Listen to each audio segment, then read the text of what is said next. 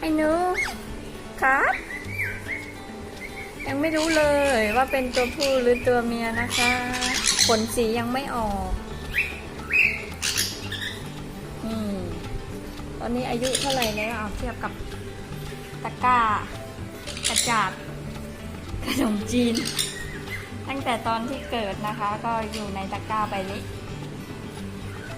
ตอนนี้ประมาณคลอดวันที่7ตอนกลางคืนคือเป็นวันที่8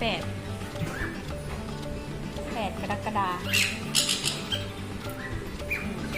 มขนาดปีก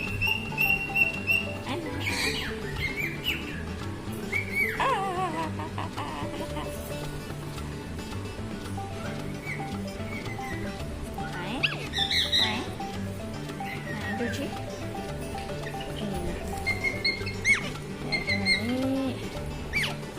ครับ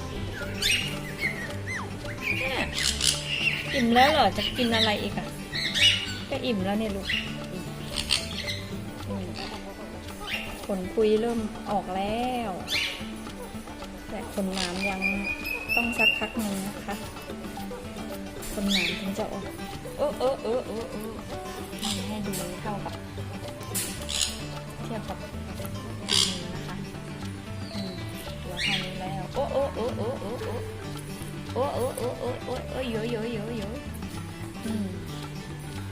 ตัวใหญ่เท่าฝ่ามือแล้ว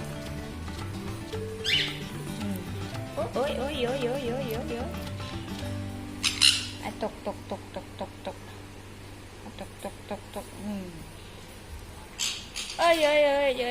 อะกินอะไรกินเต็มท้องเลยจะมากินอะไรอีกนี่ครับลืมตาแล้วลืมตาได้สักหลายวันละครับ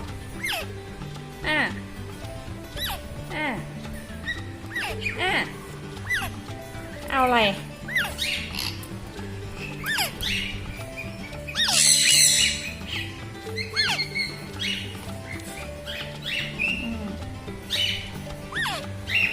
เต็มกระจาดแข็ง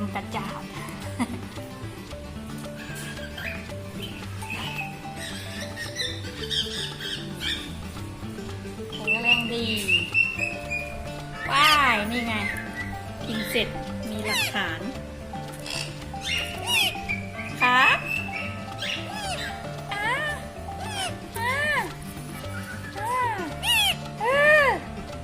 เริ่มร้องเสียงดังมันนกใหญ่แล้วไป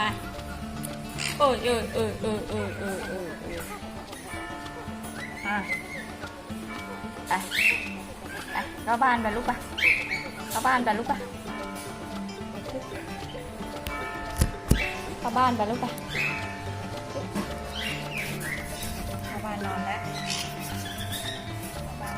ค่ะ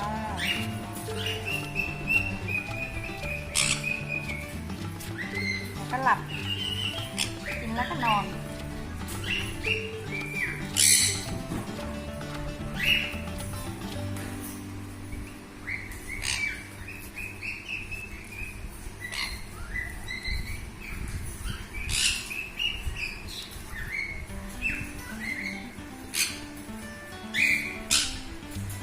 ลาไปด้วยน้ำทองไม่ใช่น้ำทอง